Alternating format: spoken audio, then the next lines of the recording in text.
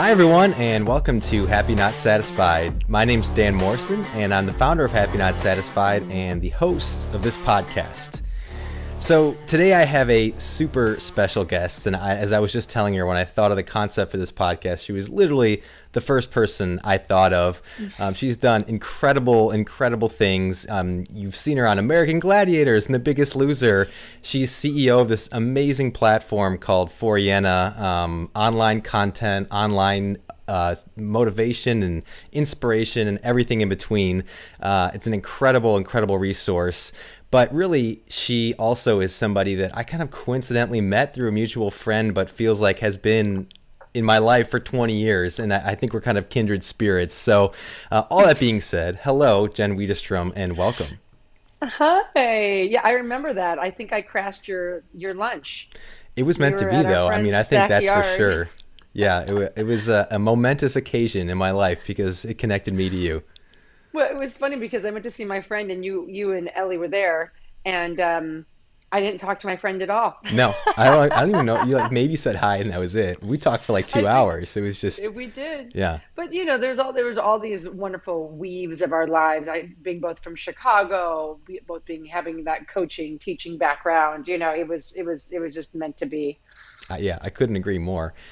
So all that said, thank you for being here. And I'm very excited to Of talk to course. you about Happy Not Satisfied and all kinds of things that I know you sort of live by as well. But Mhm. one of the big things that pushed me to do this podcast was the idea of the thread that kind of goes through all the episodes, which is this idea of successful people. All you see is the tip of the iceberg, and it looks like maybe they got lucky and that their success just kind of happened overnight, because that might be what the outside world saw. And so Mm. what I like to talk to people about is how they created their own luck and what's beyond the tip of the iceberg. What does the rest of the iceberg look like? So I'd love if we can kick this off with you maybe talking about a time where that happened or just how you relate to that idea. Yeah, I mean, I think the standout is being on Biggest Loser. It's by far my most widely known. I guess I'll say job. It was a job, but it was what really put me on the map and put a lot of eyeballs on my coaching style, my way of working with people, the way I would use workouts and the promise of weight loss as a pathway to much deeper conversation and a lot more truth. And you know, that's the tip of the iceberg. The rest of it is, I was like poor living in California, working at a random studio in the valley, just trying to figure it out. I initially wanted to be the front desk check-in person, and because I got a free membership at this gym, and the owner, his name's Mark Carreri, said, I you should you should be teaching classes. I was like, oh God, no, I'm not interested. Just want to be the checker-inner person. So fast forward, to a few months later, I'm teaching classes, and over time, I started to really enjoy it and really love it, and built quite a following. And it wasn't long before Biggest Loser came calling, I should say. And I had done some like workout DVDs, yes, DVDs Yeah, for oh, like I'm men's and there. I got women's you. health. I'll text you the cover after this, and Please do. you'll get a giggle. But so I had gotten some visibility. I had some things, some work under my belt. But like Biggest Loser called, and I remember I went to the audition and was so just hyper aware of what I was wearing, what I was doing, what I was saying, and I didn't even like make it past like the second stop on the audition. It was like the video, and then you sit with the casting director, and they're like, "We'll call you," as I like rip my application out in front of me, kind of a thing. And then a few more years went by, and I went in again, and didn't get it. And then three more years went by, and it's I'm just trying to build the storyline of here I am still, like, as these years go by and I get these opportunities to audition, I am starting work at 5 a.m. I'm teaching classes at the Pulse Fitness Studio. I've got clients all day. I'm just grinding. And by the time I finally got Biggest Loser, I had been doing this for years. I had, in a way, and by the way, with no promise of ever making it anywhere, I just was interested in paying my bills and having enough for beer on the weekend. Like, I didn't really have a plan. Yeah. And And ironically, when Biggest Loser came, although I had not done much TV, I had done so much work with people that I knew if I just focused on them that I would be okay. I was like, I that's the only thing I can worry about. If I worry about the coaching and I can worry about the relationships, the cameras can do what they want to do, and I will figure out the rest. And but I mean, this is, I mean, Dan, there was years, 6 or 7 years between just my first audition and getting Biggest Loser, let alone the years that came before that. So, you know, you kind of said, "Oh, people make their own luck." I less and less I believe in luck. I think I Hmm. believe in hard work, and I think I believe in when opportunities come, if it's the right time for you, you capitalize on them. And the other two times I auditioned, it wasn't right for me. I was too worried about being what I thought they wanted versus letting the true Jenny come through. And it was clear that it wasn't my time. But there's so much work. There's so many hours. There were so many 4 a.m. alarm clocks. There were so many 4 a.m. clients and club. store Plug for the 4 4 a.m. a.m. club. club. I tell you what, you and Pudge. That's right. Um, so so yeah, I think that has to be my greatest example. And I know I kind of hijacked this a little bit without letting you talk much, but that was really it. And sometimes I'll look back and I think I have no idea how I did that. I don't know how I mentally, physically, emotionally came through all those days, but I did. And it was that work and that time on tension that when the cameras did roll for Loser, I was ready. I didn't have any doubt about my ability as a coach. Every human is so unique, but I'd worked with so many people already that I felt confident that I could find, a way to help them feel special. And I wouldn't have done it without the 10 years of reps before that.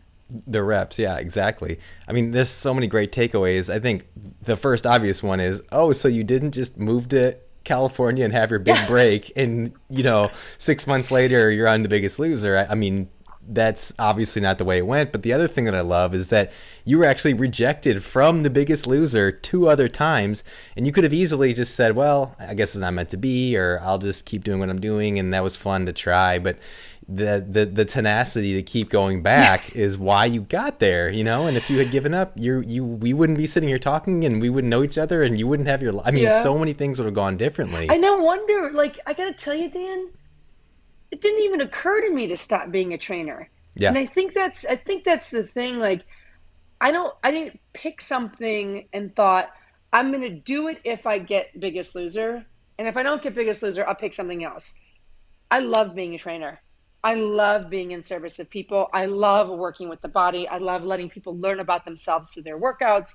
I love seeing, I love it. You're a So teacher. You're an educator. I yeah, mean, everything you're saying, I can so relate to. And like before we got right. on here, you were beaming about like a great session that you had, and that's a teacher mindset. You thrive seeing others succeed, and that's really inspiring. Well, I wonder if people get stuck, and this is a fun topic. They get stuck because instead of figuring out what's really on their heart, what really feels like is part of their purpose or something that they're at the very least excited about, right? That instead of finding that and listening to that, they pick something that looks interesting or cool, or to their peers would be celebrated by their peers, and say, I'm going to go for that. And when it doesn't work, they quit it because it was actually never part of their hearts in the first place. Hmm. I wonder if that's part of why there's this system of like quitting, people are practicing just kind of giving up. And sometimes I wonder, is it giving up, or is it just letting go of something that you never wanted to do anyways? It's an interesting distinction too, isn't it? Because it is one thing to let go of something that's not right, but that's probably a good thing. Whereas just quitting when it gets hard is a different story. And I think people conflate those often. And I don't necessarily have the answer to how to tell the distinction between those, but I don't know if you have any experience thinking about that. Oh man, I mean, listen, when I started working at the fitness studio, as I mentioned, I did not want to be a trainer. I Yeah. did not want to do it, but I did like people, Hmm. and I did like that I got to make the playlist, It's and I important. liked that I got a free membership, and I liked that I was making a little dough because I was struggling, and so for me, it was just a means to an end. And it took me a few years. I think it was at least by my second year by the way, when I say the word year, like that's a long time. I just want to like really let that sit in for people. Yeah, Like for sure.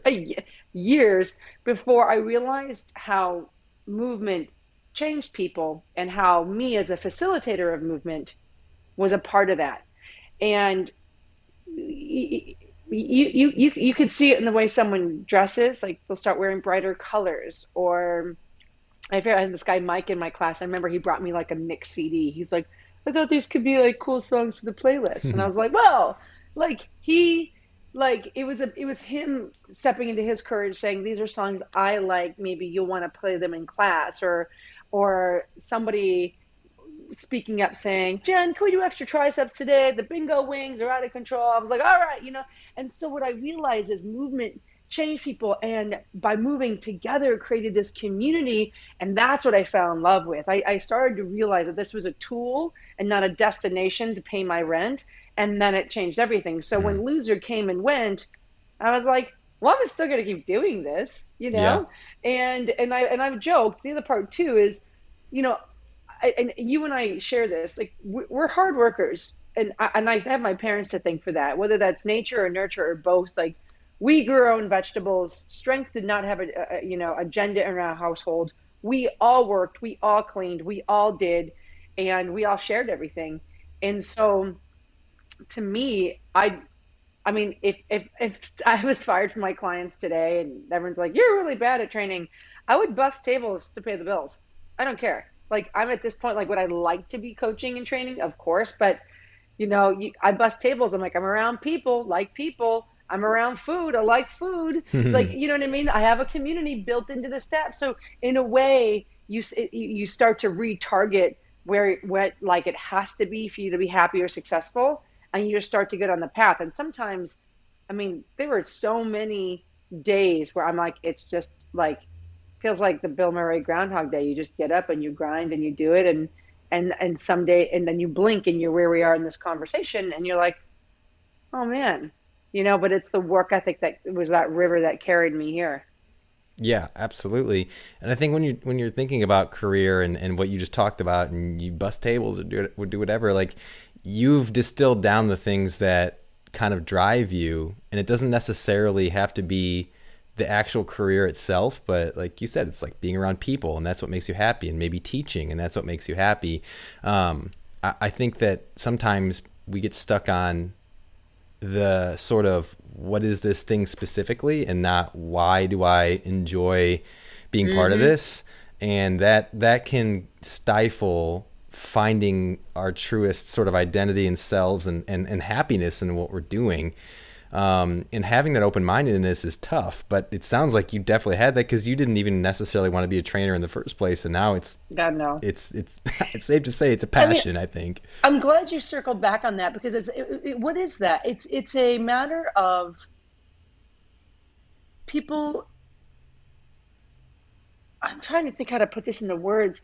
I feel like people more than ever now choose things that look cool and try to find pieces of them to fit in that, Yes. versus really letting it rise out of them, which for anyone listening does take time. It's This is and not it's like you hard. wake up and Yeah. you're like, oh, I understand now. I want to be a painter. Like it does take time in life and with yourself. But then once you start to listen, it becomes really clear. But Hmm. I'm 40, and I feel like I'm clearer today than I was yesterday. This really is, it's about time. It's life is like, it's a context sport. It's how many people you talk to, how many reps you take. It's all that. Yeah. So, but I think, and I'm wondering, it's just because we grew up with so much less in our face of what it should look like, what it should be. So true. But if you look at any other scenario, like I wouldn't pick a dress, uh, I wouldn't pick an outfit. I wouldn't pick a relationship that looked good for someone else and try to make myself fit in it just because it looked like it was working. Like it really, I think that being happy and not satisfied comes to really listening to what strikes those chords, what strikes harmony for yourself. And sometimes, or most times, what it looks like is far different than what you would have thought. And I think perhaps the linchpin in there is expectation Yes. or peer pressure Yes. or tribal, like family, like your dad was a doctor, your A brother's hundred a doctor. percent. Why aren't you going to be a doctor? Or whatever that becomes. I couldn't agree with everything you're saying more. I mean, one specific way Right. of relating to that is obviously I'm in business school right now. I'm starting my second Yeah. year, and like I feel like it's funny because even though I've done a lot of work on myself and had these conversations with myself that you're talking about, and I too feel clearer today than I did yesterday, and certainly than I did 3 years ago. But Yeah. it never ends. Like you have to constantly remind yourself, and I think it's also important for people to know that it's not like you just like get there and you've figured it out and you never have to think about it again. Like I fall into these traps still. And so when I got to school, a lot of people go to, I didn't know anything about business school until like a few months before I applied, and I realized it could be a Yeah. good thing for me. But I didn't know that a lot of people went, and it was like, I'm going to go and I'm going to become a consultant at this big firm, or I'm going to become an investment banker and do this very specific thing through this very specific route. I had a much more nebulous sort of approach, and I had ideas of things I wanted to do, and I knew I wanted to get these like firm skills and more finance understanding and just a more formal business training. But I didn't want to be a consultant necessarily or an investment banker. But when I got to school, I was starting to think, well, should I be doing these things? Am I doing something wrong? Mm. Maybe I should try to do that. And it was a struggle. But then you Mm. have your conversations with yourself, and you kind of take a step back, and you realize what is actually important, what makes you tick, what are you going to be happy about like 10 years down the road? The fact that you did something because the guy next to you did it, or you embraced what truly makes you happy. And so I only say that because I think it's important to know that like you fall into these traps no matter what, and it's just how you work through them and how quickly you can recognize it and be productive through those moments to keep moving. Totally. Well, and also, I'd like to add to, what you've just outlined is a very healthy, normal process of finding things out. You're Yeah. trying things and you're realizing, I like this, or this is difficult for me, or this confuses me. All of it's great feedback. Like you must feel the corners as well as the smooth sides of these Hmm. decisions. And I think a lot of times, um, when people get stuck, and if you're someone that feels stuck, I always I'd like to remind you that life happens when you leave the house. You've got it, it's like, I mean, you're about to be a father, right? So Yeah, you're gonna very you're much gonna so. feed your baby like peas, and maybe he spits the peas out, but man, he likes sweet potatoes. Yeah. You're like, oh, okay, we know that now. So it's no different. And I think that in this process of self-discovery, there's a lot of self-judgment. Yes. Um, and I'm not sure why that is or where it came from, but I think that we don't need to know either of those for us to be aware of it.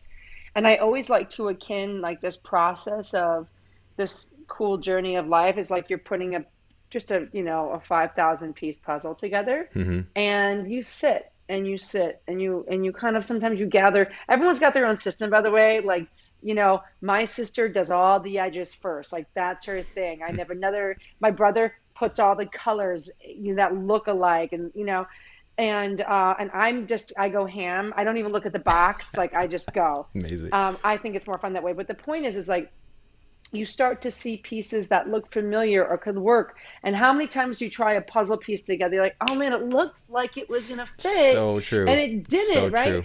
And am I angry? Am I flipping the table over? And no, I'm like, oh, this is just a part of a trial and error. And yet then there's nothing more gratifying than sitting over that puzzle for like, 10 minutes and then finally getting one. You're like, oh, okay, I can go to bed now. Yeah. I feel good. And what's important to point out is the same process of the puzzle. When you have more pieces that are scattered, it takes more time to find the connected pieces. But over time, it starts to take shape. And I think what people forget is that the more you do, you gain perspective. You actually, the work you put in that doesn't seem to look like anything yet actually does give you bearings in your life in what feels good. Again, peas or sweet potatoes, whatever that is. And then it starts to shape, and then you start to get in a rhythm. And before you know, instead of a puzzle piece every 10 minutes, you've got a puzzle piece every 5 minutes. And I feel like there's this cadence that grows. And that's a really exciting thing. And I think that, you know, you're someone that I think you've probably finished a couple puzzles already. Like that's when I look at you, Dan, I think Dan's on his next puzzle. Business school, great. That's a fatherhood. That's like a That puzzle, 10,000 piece. that's an But infinite puzzle. Yeah. but I also like, I know this is a super corny analogy, but you know, it's like they're fun and they work you, and it takes patience and time. But like none of it's not this emotional drag down, like, you know, uh, win or lose process. It's No. just process. It yes. So, You know, I think something that I realized, because I used to get really stressed out about like, well, what am I going to do the rest of my life? Like, what's the next thing? I don't know. I don't know. And like, I was so Totally. stressed that I didn't know. And I think that's pretty common. You know, it's like, I hear people used to say to me when I was a band director, like that was a pretty specific path to follow of like music education. And then you get this job and then you Yeah. do this. And people are like, oh, I'm so jealous that you had this clear path laid out. And I wanted to be like, I didn't feel like that. And I was like stressing Yeah. about other things the whole time. But that I only say that because that's on, I think, a lot of people's minds. And I think it takes this weird trust to just do things and to keep moving forward and to like know that you have like you said, life happens when you go outside. It's like you have to just do things. Like you have to try things. And I think people are like, well, why? I don't want to try this unless it's the thing. And then they don't try anything. And instead it's paralyzing, as opposed to just moving through stuff, trying stuff, seeing what works. That will always make you feel better and more fulfilled at the end of the day than stressing about the thing and then doing nothing. And I know it sounds crazy, but I've been guilty of that a million times. Of course. But even if it doesn't go the way you thought you would go, you still feel better for going. Exactly. Yeah. It's just so what I guess I'm gonna pose a question back to you. What is it about the knowing do you think makes people so comfortable or so envious of what they thought you were experiencing? You mean when I was like coming through and becoming a band director and all that? Yeah, Or they're like, oh, you know what you're going to be. It's so easy for you. And even though it yeah. wasn't, what do you think about that is really being chased? What in the psyche, what in the human, what in the. Yeah, I mean, I think it's like a human nature thing of like this level of comfortability and certainty that they perceived from what I was doing. It was like you're following this prescribed path, and maybe they'd say the same thing to, you know, like a doctor. It's like you do this school and then this school and then your residency and then you're a doctor. And I think a lot of people who don't have that clear path in front of them might feel stressed about it. But at the end of the day, I actually would be stressed that I felt like I had too much of a clear path. Like I wanted to do a lot of different things and I wanted to explore outside of my career and see what else was out there. And so I actually, and it's funny because it's like the grass is always greener, right? The people who don't have the structure think they want more of it, and the people that are in it feel like they're boxed in. And so I literally just wrote the words certainty equals safety. I was yes, like, exactly. certainly equals safety. And then I put safe is boring. It's so true. And I actually So, ran into these guys recently, and I told them it was at a music thing that I spoke at, and they asked me what I did, and I cool. told them, and they knew that I had left my job and all that, and they said, oh, that's so risky, and like, how did you blah? And in my mind, I thought it would be a massive risk to have not done that. Like, I only get my own one life. Like, I gotta try things. Like, it's a huge But risk to when do stay you think stuck. you took on that? Sorry, I stepped on you there, by the No, way, not at but all. this is so exciting for me. So now it's Jen's podcast, That's Ask Me great. Let's Dan do it. questions, Yeah. apparently. But when did you make that pivot? Because that's the moment that I tend to find people in that I work with Yeah. that Oh, I'm sure. you're already there, Dan. Like you've passed what I would find is probably the hardest piece of a journey is the like, oh, I can't stay here. I must go and I Right. must proceed. What gave you the courage or the confidence or the nudge, or was it blind luck? Like, well, which we are proving is not the That's case in right. this podcast. That's right. But you know what is that for you? Yeah, that's a great question. I mean, honestly, it depends on how far back we want to go here, but I kind of always Yeah. knew deep down, like I wasn't going to be a high school band director forever, right?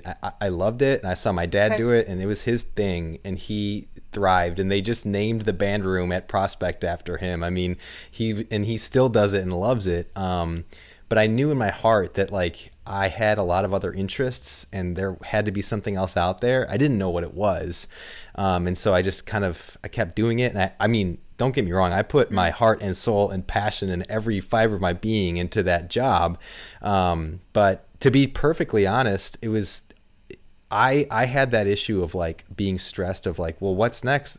I might not want to do this, but I have no Mm. idea what it is. And so like that was really paralyzing to me. Like I remember specific times I'd be driving and go down this rabbit hole of like, well, I want to do something else eventually, but I don't know what it is. And just like feeling the anxiety set in because of that.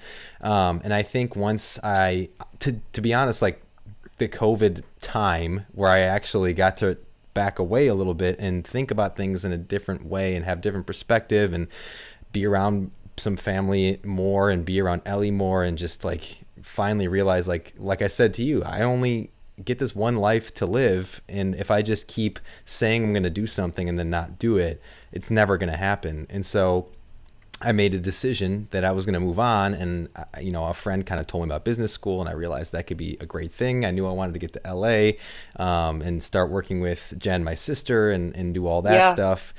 But to be even more honest, and something I don't talk about a ton, all of this really, the wheels started turning, and you say that you feel like I've kind of I'm a person maybe that further along in the path or something, and I mean I guess I don't disagree, but that happened in 2019. I just had a day where I don't really even know how to explain it, but I like just had a day where it didn't a lot of things happened that I didn't like basically, and I woke up the next day Yeah. and I just knew everything had to change.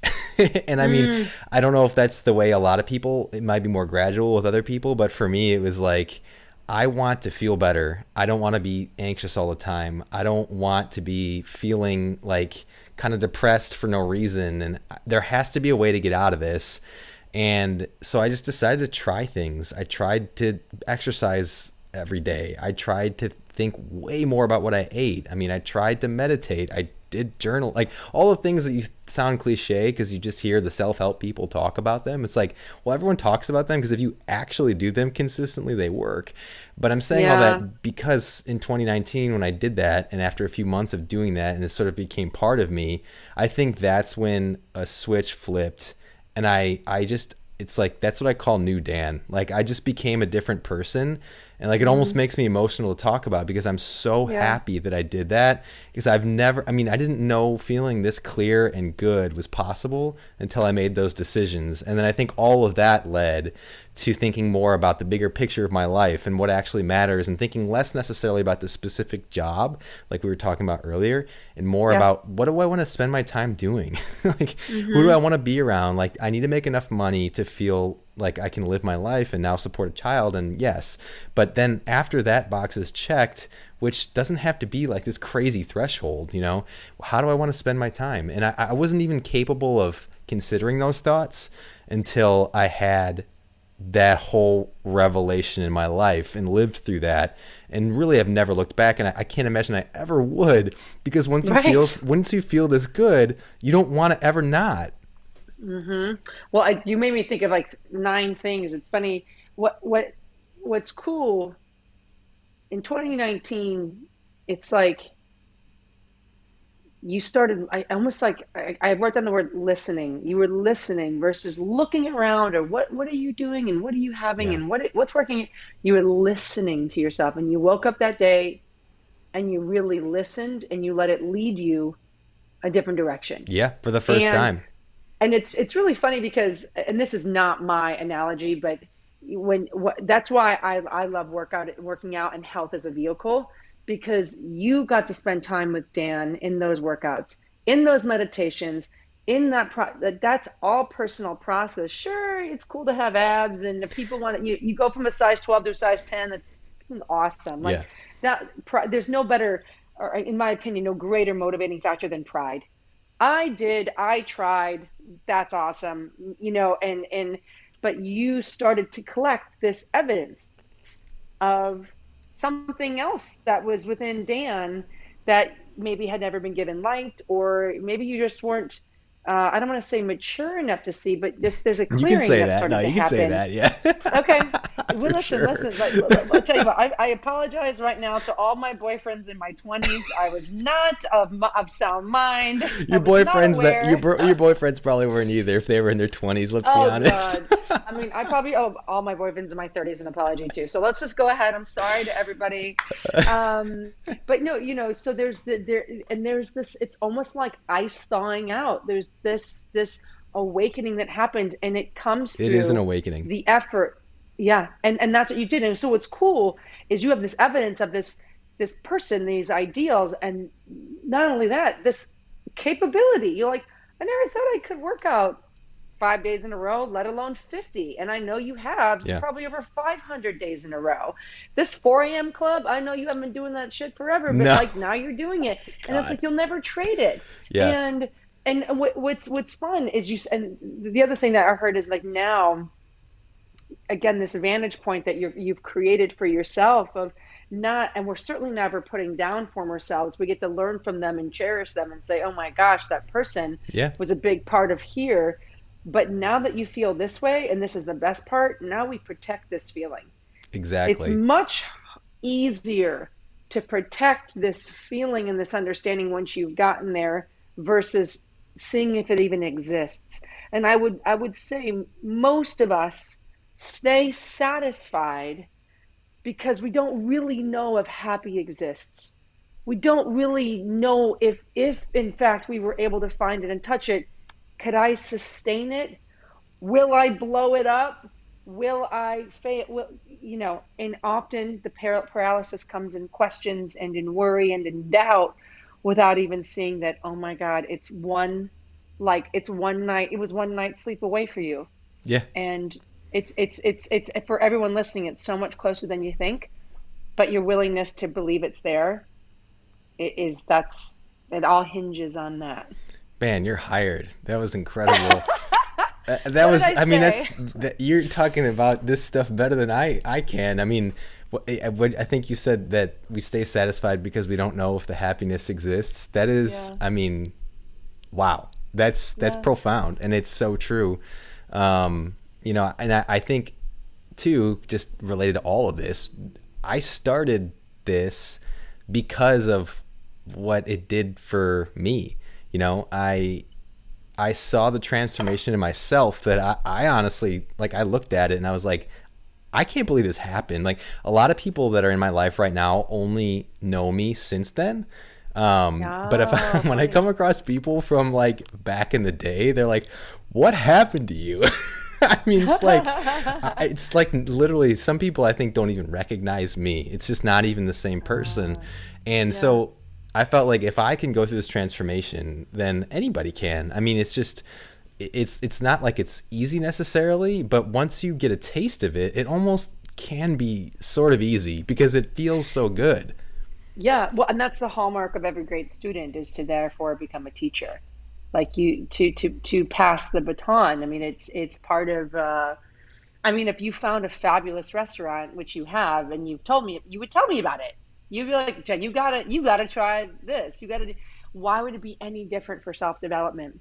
So I love that you've taken, I mean, like this is like the time, the energy, the organization of bringing people in to share their story. It's a lot, but you're now, you're picketing for, Yeah. you know, for happiness for people because you know it's there and you believe it so much, and your transformation, your A to B is so real. And now it's cool. Like I already see you in this whole nother echelon, and it's not hierarchy. It's just like look at it. I look at almost evolution, emotional and personal evolution as like math. Like Mm. you've got numbers, then you've got addition and subtraction, you multiplication, and then you start working on calculus, Hmm. and then you start to really, you start to go into different areas. So it's not about better, worse. It's just we're talking in an emotional language, mathematical feeling. I'm trying. Let me get the sentence out. It's like non-emotional. It's almost like a math because it's progressive Yeah. and everyone has access. And so now, I mean, I don't even want to say where you are in your math equation. You're probably in calculus right now. I don't think you'd be having this conversation or this podcast if you weren't doing calculus, emotional calculus, or spiritual calculus. But what's cool is like, in my favorite part of conversations like these, and I'm going to give you homework, is that once you graduate to the next level of emotional math, I can't wait for you to call me, Yeah, because it just keeps going. And that's the coolest thing. And I think sometimes people get overwhelmed of what forever means or how long do I have to go. I promise you, it gets easier because you are excited about the challenge. You're excited about the change. When exactly. I get a little bit uncomfortable, I'm like, oh man, Yep. okay. Yep. It's like that roller coaster, tick, tick, tick, tick, tick, tick, tick. You're going to the top. You're like, okay, it's coming. I've got a ride ahead of me. And this is where I get to learn more and open up things for myself. And then also, again, the most gratifying part is becoming that teacher after you've learned it. Yeah. And that's, I love that. I love that we share this. You and I have accomplished a lot in our respective lives and will continue to. I think that looks really cool on a LinkedIn or whatever. LinkedIn. But we are like humans that are learning as we go, that love to share our experience, because I think that's a big part of what this human species is about. Yeah. It's it's giving back in that sense of, I don't know, there's a feeling of community, and it's also like the legacy. Like I love feeling a part of someone's new idea or someone's smile after a hard time. Like, you know what I mean? Like bringing back hope for people is often what you do when you share the road that you've already made it through, that you see them kind of embarking on. So, Yeah.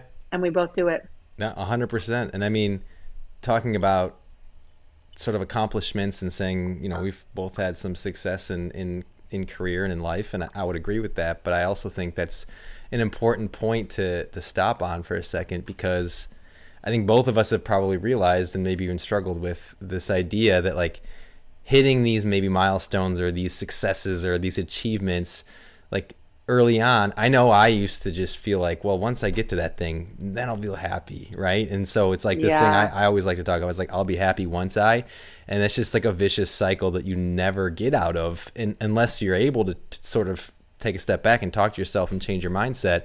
Because otherwise, you're achieving things that maybe your 10 years ago self would never have even dreamed of, but you still don't feel happy because you're then immediately looking to the next thing that you now feel like you have to conquer. And it's just sort of a blur or a whatever until you get there. And so I really struggled with that. And that's, again, something that I still am constantly working on. I would guess you've had some experience with that. I don't know. I don't know if you relate to that. Probably felt it the pressure come from myself more than anyone. But I will tell you, the more I've gotten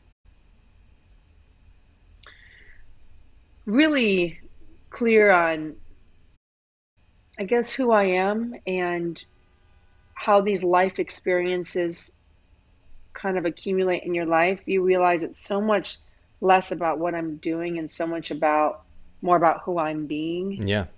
And and I mean, so like I feel like plants are happier around me. You know what I mean? Like that's not a job, but like this is who I am. And I realize that like that's the greatest difference I make. And of course, I know we have to keep our roofs over our heads, and I have a cell phone bill to pay, and I do understand the purpose and the importance of money. Um, but I feel like abundance can look a lot of different ways, and that's why I Mm. said like I would be very satisfied bussing tables. Mm-hmm. I absolutely would. And for a long time, I wouldn't have been able to say that. I'm Yeah. like, I'm Jen Widerstrom. I'm the trainer and the Biggest Loser. I'm a best-selling author. I. And I think what it was this a confrontation with not with people's expectations of me or society's, but my own ego and what I thought it needed to look like for you to befriend me, or for a man to love me, or for, or to have enough followers on Instagram to think that you know, okay, I've got a blank 100,000 followers now. I have the authority to say something in wellness. It's like, no, No, this is all, it all came from me. And I think once I realized that my ego was charging ahead of all these conversations and decisions, um, it was very freeing. Yeah, So yeah. So, I mean, ultimately, it sounds like you did definitely go through the whole like I'll be happy once I period of your life, but you're on yeah, the other well, side of it a lot yes. more. Well, also, I got really lucky. At 24, I'm on American Gladiators, which is like a dream come true. I was an American Gladiator for Halloween multiple times Yeah. because Zap was my favorite. I love Nitro and Gemini. Like, please, like, this is to see muscular people on TV doing games. I was like, wow! I was Yeah. like bananas as a kid. And so, and then the show got canceled after 2 seasons, and I was like devastated. And then when Biggest Loser happened, I was like, oh my God, here's the real shot. It's something that I love doing. It's the biggest show on television. It's pinnacle for anybody in the training field. And again, 2 seasons, shows canceled. No, he had gone 17 seasons, obviously, so Hmm. fully. But like, I remember I was just like devastated because I was like, oh my God, if this goes away, what do I do? How do I top it? And it's almost like that Jim Carrey, conversation that he's brought up, that here I am at the top. I've done everything that in my field, like Biggest Loser was pinnacle. And I guess in acting, like he's a movie star. He's made how many million? He's like, there's nothing up here. He's like, I wish everybody would be famous for them to see it's not what they think it is. Yeah. And for me to reach pinnacle at 33, and I'm like, oh, I'm not, okay, I gotta go back on the unemployment line. Okay, we're gonna start over again. Yeah. And in a way, though, it's not really starting over, but I made the Biggest Loser my identity, even though it wasn't. And I think that's the ego speaking. Like, I needed that show to prove to anybody that was willing to listen that I was smart. I was an authority in fitness. I've been doing this longer. Like, I have a reason for you to listen to me. And the reality is like, I don't need any of that to be Jen, period. Yeah. And so now everything else is icing, but I got to fall from that very high self-made throne, by the way, and realize that, oh, I'm still the same as everyone else. I'm no better. I'm no worse. And I don't need that to drive me forward. And once I finally detach from that and I detach from TV, I feel so lucky. I feel like I always think like poor Oprah can't go to Starbucks. Yeah. Like the path that we all thought, where I'll say that I was sure I wanted, which was like to take that path of Oprah and be in the public eye. I mean, I don't have that, but I do have my life, and I do have the freedom to go wherever my heart feels led. And there's no greater gift. And the fact that I get to still coach and teach along the way, being Jenny is like my favorite thing to be. And it's fun to finally get back there. That's amazing. I mean, that's all you can ask. And you Yeah, seem just so genuinely happy, which like what else is there at the end of the day, right? totally. And it's funny because, getting to that happiness, I looked at like, why am I single? Why am I not a mother yet? It's because I had to arrive here first. Hmm. And I just had a long talk with my cousin today about, you know, it's because I turned 40 and then he's 6 months after me. And so he's like, oh, okay, Jen, here, because we're both, single, and we're interested in relationships and family and everything. And I'm just like, you know, far better to be here now than get married and start something before I was ready, or before I was in a place of real happiness. Hmm. And that's to me, the joy of this whole experience of knowing I've taken my time, and maybe it looked different than anybody else's, but this is really my true happiness. And I wouldn't have found it if I was looking at everybody else versus listening. And that's, and that was your experience too. You Yeah. listened, and I'm listening. Yeah. No, that's great. And I mean, I Mhm. think ultimately it's like there is no end either. It's not like you just get to this destination and, oh, all of a sudden all my problems are solved, I'm happy, I have everything, and I'm never gonna have to Yeah. even work at it anymore. It's like Yeah. it's constant, and that's really why, that's what happy not satisfied to me means. It's just like Yeah. sometimes people are like, what do you mean you're not supposed to be satisfied? And it's like, all right, well, like you can talk about the semantics of it, but the idea is just like you're constantly finding ways to like seek that growth and then finding the joy in that, as opposed to trying to get to a destination, because the destination is a mirage, like it doesn't exist. And if that's what you think is going to happen, you'll be constantly let down, you know. And if you embrace the idea that there is no destination, that there is no end, and that you get to keep working on yourself and on your relationships and on your own knowledge and all these things, that's so exciting. And I mean, like I said, I never thought of life in those terms ever until I Yeah. decided to change some things. And I think as somebody that never felt it and kind of gave into, like I talk about this level 1 of human nature, where you just sort of do the first thing that you think you should do, like hit snooze or sit on the couch and watch another episode of the show instead of go for a run, or you can walk around the block, or eat the TV dinner instead of like taking 10 extra minutes to make, you know, that's like giving into level 1. All I ever did was give into level 1, you know. And as soon as I finally convinced myself to try not doing that, it almost became like, addicting sounds like a negative word, but like it almost became like I was addicted to feeling good, you know. And so then it was like, well, I'm never going to get into level 1 anymore. And I understand that there is no end, and I'm always going to find ways to like tweak what I'm doing and make it better, because it's exciting and it's cool and it's fun. Yeah. So I think that Yeah. the sooner we can realize that, you know, you don't just, it doesn't stop. Just keep working at it. Well, and part of it too, my only add-on is this. Sometimes I think people get stuck on the semantics of a word, like you like keep seeking, keep working. You know, sometimes that's intimidating to someone. Sure. I just say keep letting. Yeah. Allow. My name, Widerstrom, it translated in it's Swedish, but it means to resist the stream. Huh. And I'm like, of course it is, because Yeah. I am like, I'm not going. I resist and I hold on. I am so level 1. And the moment I just let go and let the current start to take me, everything started to open up, and all my suffering ended. And when I say suffering, I don't mean it dramatically, but Sure. I would feel anxious or depressed or worried, or just feeling all these feelings that are just bubbling into the surface. And I just let it happen. And it's just, I feel like everything it just starts to sink into place. It's by just allowing it to. So there's that. And I also think I want to give you, especially because you're again about to have a little dude Yeah. show up. I think that there's a lot of shame that people carry because they've come to where you have arrived, and then they slip back to level 1, or the Yeah. weight they lost, they gain back. Yeah. Guys, life is going to happen. And the what's cool is just realizing, okay, I have a newborn, or I have a new job, or we're in a pandemic, or fill it in and say, but I know how to do this. Yeah.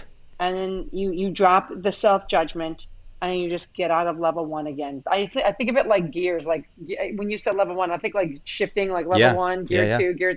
You just shift back up, and then you do it gradually, and you do it well, and you give yourself time, and you drop shame, and that, because shame tends to be the door that people can't get through, because it's that self-judgment. Yeah. So Absolutely. if you hit snooze in the next 6 months, Dan, I don't want you to feel bad about yourself. I appreciate it. I'll report back. I can't pretend to know how it's gonna go. So I was gonna say I'm not going to, but I can't pretend like I know right now.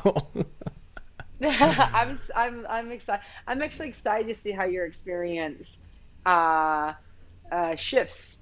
Yeah. You know, your home state, we'll call it your home. Yeah, exactly. This was like a Rubik's Cube vibe, but you know what I mean? Because I mean, I'm definitely very regimented and routined out, and that's going to have to shift at least a little bit. So I'll let everyone know how that all goes. I'll be dying to know. Well, dude, thanks for having me on. I know I've been Yeah. yapping at you for an hour. This has been so fun. No, no, this has been amazing. And I mean, I would love if you have anything, especially I know about Foriana. I didn't do Yeah. a super eloquent job of describing that, but if there's anything else that you can share about that, I'd love to hear. Yeah, it was just my think child during the pandemic, and it started as like a, an online content platform that really gets information and story to people that is out of social media, and also it's a private community where, we it's an online group that really began as like workouts and programming, and now has just flourished into like a group where we have like virtual challenges together, and we I teach live lectures, and there's a lot of people that are like contribute, are very supportive in the community, and it's become a very safe place of growth and support. And I mean, yeah, we work out, and yeah, we talk nutrition, but there's so many elements to personal development that are come along with what we do in Foriana, and it's been and I created it for people during the pandemic to help them, and it's really helped me more than I ever would have realized. So, yeah, if you're looking to get started, or to begin again, it's a great place to come. Get out of first gear, and have the support and the friendship and the accountability from people in the group. And then I have people that have stayed for years, and now, and then I have people that have like gone on to be like, I'm going to the gym now and I have a personal trainer, or I joined a run club, or someone's working with a triathlon coach. So it's a place to come, to stay, to go, to learn, to grow. It's all there. It's amazing. How do we find it? Yeah. Just go to forianadaily.com. And that's Forena. Actually, no, we should do just my name. yeah, My name is Jen Widerstrom. I have a website that can direct you. beautiful. Look on the show info, and you'll see how to spell Widerstrom. Yeah, exactly, exactly. And then that's how we can find you on Instagram and stuff too. Yeah, just Okay, my name, Jen Widerstrom. Super easy. perfect. And if you want to learn anything else about Happy Not Satisfied, our Instagram is at happy.notsatisfied, and the website is happynotsatisfied.com. So, Jen, I can't thank you enough. This is a very special conversation, and not you're glowing now. I mean, I think that I that know. just I'm like, the sun's that coming in. shows What's how special this talk was. So, thank you, thank you, thank you, and I'm looking forward to seeing you again in person at some point in the future.